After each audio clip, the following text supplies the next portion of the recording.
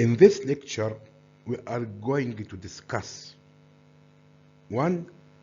Explaining the second and third phases of marketing plan, which are make a marketing plan and sales estimation. 2. Explaining the staff phase of business plan. Make a marketing plan. The market research provides important information about customers' needs and how your competitors have been fulfilling those needs. Consequently, in your marketing plan, you need to think about and describe how you will meet the needs that were not met by the competitors. This will make your business different and stand out from the competitors. To clearly describe what different methods you will use to serve your customers, write down the 7 P's of the marketing mix, which are the product, the price, the place, the promotion, the people, the processes, and finally, the physical evidence. All of the 7 P's are equally important.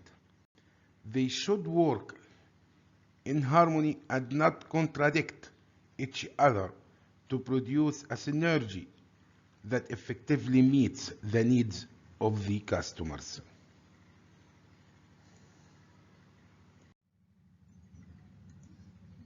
The product.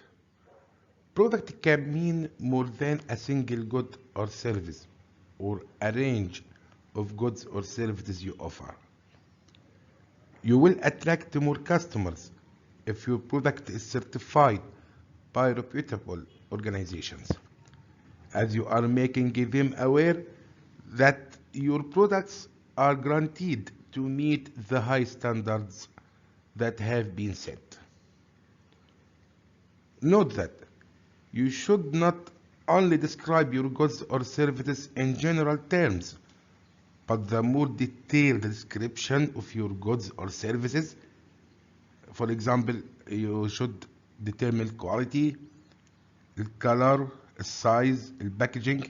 The more the customers will understand how you will satisfy their needs. Also, customers buy goods and services satisfy their basic needs and their specific needs. Meeting their basic needs is only the first step your business should take. Meeting their specific needs may make your business more competitive and sustainable. For example, mobile phones. In case of basic needs, satisfy the need to communicate and to be entertained. But in case of specific needs, a mobile phone shop that offers a decoration service for mobile phones satisfies the need to be fashionable and stylish.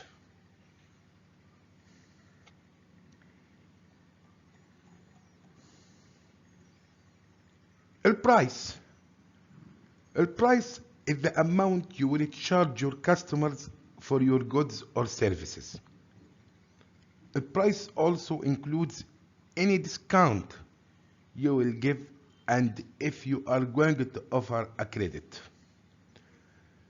There are many factors that you must consider before setting your price.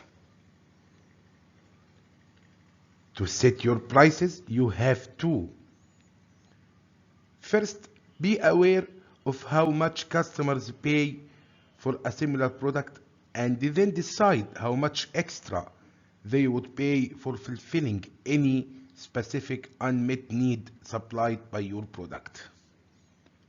Second, know the highest and the lowest prices charged by the competitors so you will have a better idea of the prices you can charge for your product. Third, know the cost of your products so you can set a price that is above your cost. Note that you don't always have to set a low price to be competitive. Instead, your price should reflect your differentiation. For example, if you offer a high quality product, your price should be higher than the price charged by the competitors. A price that is too low may not cover all the costs and could be counterproductive. That is, customers may doubt the product quality. In situations wherein you are selling a totally new product, it is impossible to compare with competitors. Yes, it is impossible to compare with competitors' pricing. What should you do then? You should check with potential customers about different levels of pricing and see how many of them would agree to buy your product at each price level. Once you have decided on your price, you might consider doing several promotions, offering discounts, and giving credit terms to increase sales occasionally. Make sure you have a clear objective for each discount or credit decision so that these decisions don't become unprofitable.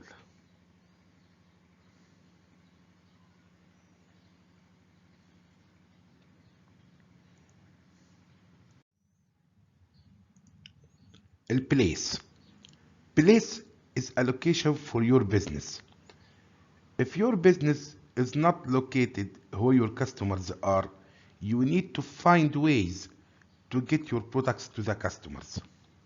This is called distribution. Choose between direct distribution, retail distribution, and wholesale distribution. Direct distribution means selling your products directly to consumers. Direct distribution is the most useful form of distribution for businesses that produce fairly expensive specialized products and have few customers. Retail distribution means selling your products to shops and stores who then sell to the consumers. Wholesale distribution means selling your products in very large quantities to wholesalers who then sell them in smaller quantities to retailers to sell to consumers. Retail distribution and wholesale distribution are the most useful forms of distribution for businesses that usually produce large quantities of goods, sell goods at low prices, and have many customers spread over a large area.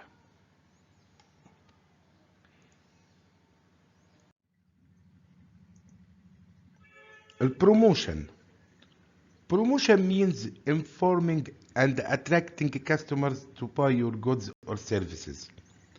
There are many different ways to inform and attract customers.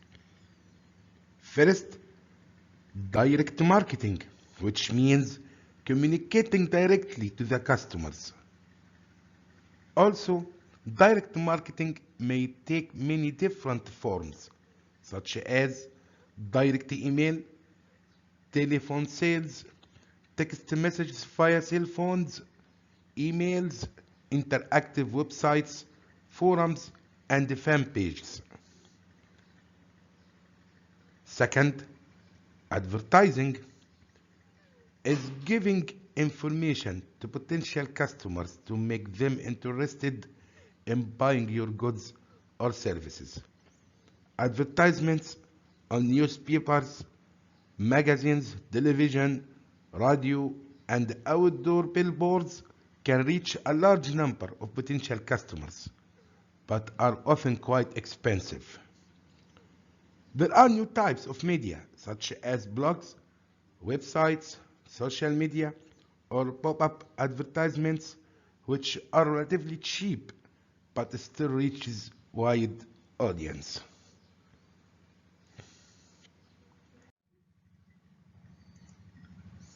Third, publicity is gaining visibility with the public through sponsorship of some charity or organizing a debate about environmental issues or an awards ceremony. In comparison to advertising, publicity is inexpensive and more credible. However, it's difficult to control what the public says about you. You should protect your business from bad publicity by maintaining a good reputation with your customers. Fourth, sales promotions are incentive to simulate immediate sales. Examples of sales promotions are coupons, samples, premiums, point of purchase displays, contests, rebates, and sweepstakes.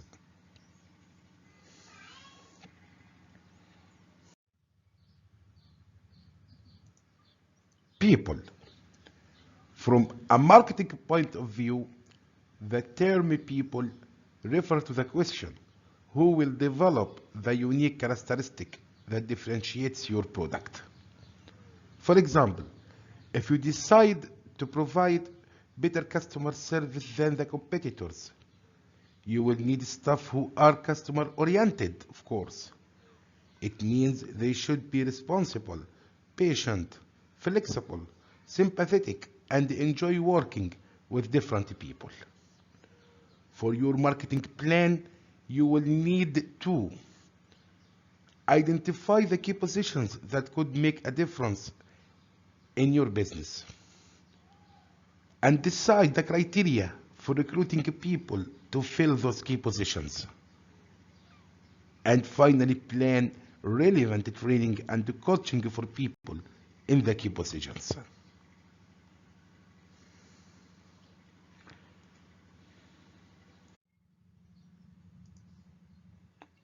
Process. Process includes the various mechanisms and procedures that you use to get the product to your customers.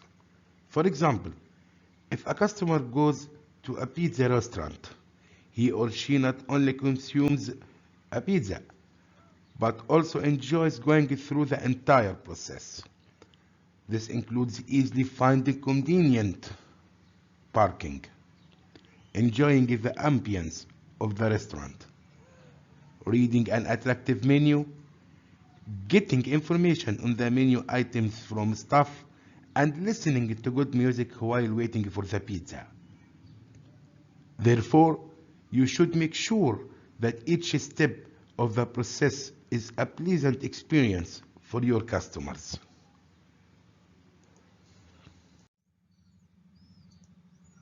Physical evidence. Physical evidence is the overall appearance of your product or company. You should consider what your customers should see and feel whenever they interact with your business or product. Below are some of the many points of interaction between your business and the public. Office premises and interior decoration, internet presence and website, packaging, signage, employee uniforms, and finally, business cards.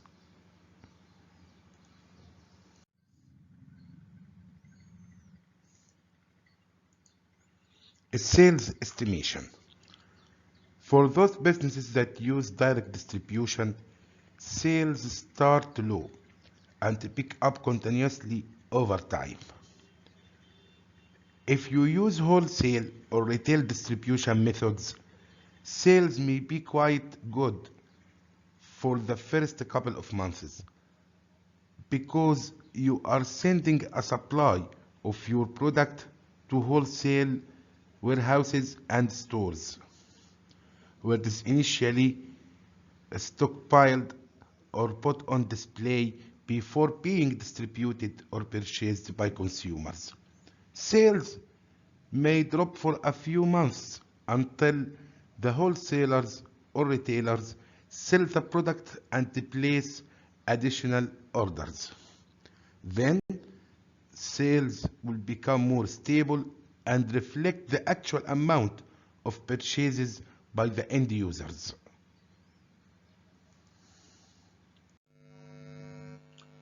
Staff.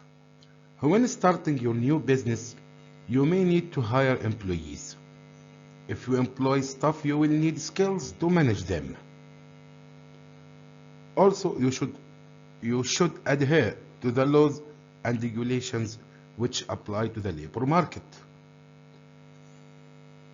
In this phase of business plan, of course, we mean the staff. We are going to discuss and explain two important issues. First one is what staff do you need, and the second one is the staff costs.